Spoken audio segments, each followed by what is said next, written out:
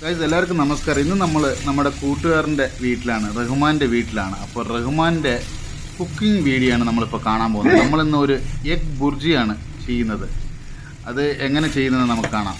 So already തക്കാളി, സവാള എല്ലാം അരിഞ്ഞ് മുളക് പൊടിയോട് ചേർത്ത് ഇട്ട് കടയിലിട്ട് കിണ്ടയാണ് റഹ്മാൻ. കണ്ടല്ലോ.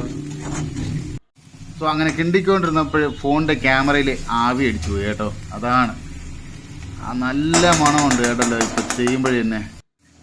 അങ്ങനെ നമ്മൾ കിണ്ടയാണ്, റഹ്മാനിട്ട് കിണ്ടിക്കൊണ്ടിരിക്കുകയാണ്. കണ്ടില്ലേ, അടിപൊളി കളർഫുള്ളായിട്ട് വന്നിട്ടുണ്ട്. ഇപ്പോൾ ഇത് നന്നായിട്ട് കിണ്ടിയില്ലെങ്കിൽ അടിയിൽ പിടിക്കുമെന്നാണ് റഹ്മാൻ പറഞ്ഞത്. അതുകൊണ്ട് നന്നായിട്ട് കിണ്ടിക്കൊണ്ടിരിക്കുകയാണ്. കണ്ടില്ലേ, അടിപൊളി വൈബാണ്. റഹ്മാൻ കണ്ടില്ലേ നിന്ന് പാവം. ഞാൻ ആഗ്രഹിച്ചെന്ന് പറഞ്ഞിട്ട് എനിക്ക് വേണ്ടി രാത്രി 1 മണിയാണ് സമയം കേട്ടോ. നമ്മളൊരു 5 മുട്ട വാങ്ങിച്ചിട്ടാണ് ഈ പരിപാടി ചെയ്യുന്നത്. മുട്ടകൾ ഒന്നൊന്നായിട്ട് പൊട്ടിച്ചിടുകയാണ്. കണ്ടില്ലേ, 5 മുട്ട വാങ്ങിച്ചെങ്കിലും റഹ്മാൻ 3 എണ്ണേ പൊട്ടിച്ച് ഇട്ടിട്ടുള്ളൂ.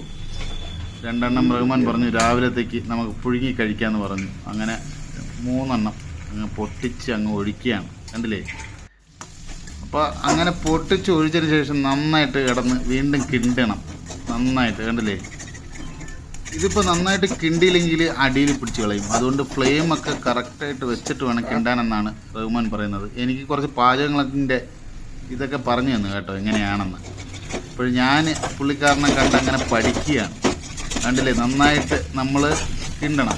അതായത് ചട്ടിയിൽ പിടിക്കാത്ത രീതിയിൽ നന്നായിട്ട് കിണ്ടണം. ഓയിൽ നല്ല ലിമിറ്റായിട്ട് വേണം ഒഴിക്കാൻ കേട്ടോ. കൂടുതൽ ഓയിലൊന്നും ഒഴിക്കല്. അടിപൊളിയാണ്. കണ്ടില്ലേ, അങ്ങനെ നമ്മൾ നന്നായിട്ട് കിണ്ടി അങ്ങ് പരുവത്തിലാക്കി വരികയാണ്. നിങ്ങൾക്ക് കാണുമ്പോഴേ അറിയാം. കണ്ടില്ലേ, എന്നിട്ട് 4-5 കുത്തങ്ങോട്ട് കൊത്തു പൊറോട്ടയിലിട്ട് കുത്തും പോലെ അങ്ങൊരു കുത്തുക. അടിപൊളി വൈബാക്കുക. നമ്മൾ ഈ ചില്ലി പൗഡർ യൂസ് ചെയ്യുമ്പോൾ ദയവ് ചെയ്ത് ശ്രദ്ധിക്കുക, നിങ്ങളുടെ എരിക്കനുസരിച്ച് വേണം. അതായത് നിങ്ങൾ എന്തുമാത്രം എരി വേണമെന്ന് ആഗ്രഹിക്കുന്നു അത്രമാത്രം മുളക് പൊടി ഇടുക കേട്ടോ. ഇതൊക്കെ ചെയ്തതിന് ശേഷം മല്ലിയില എല്ലാം അങ്ങോട്ട് ഫിനിഷ് ആയതിനു ശേഷം മല്ലിയില അങ്ങോട്ട് ഇടുക. എന്നിട്ട് 2 കിണ്ടുക.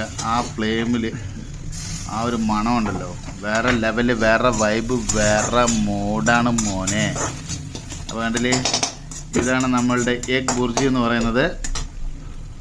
അടിപൊളിയായിട്ട് ആയിട്ടുണ്ട്. നൈസല്ലേ, നൈസ് മോഡാണ്.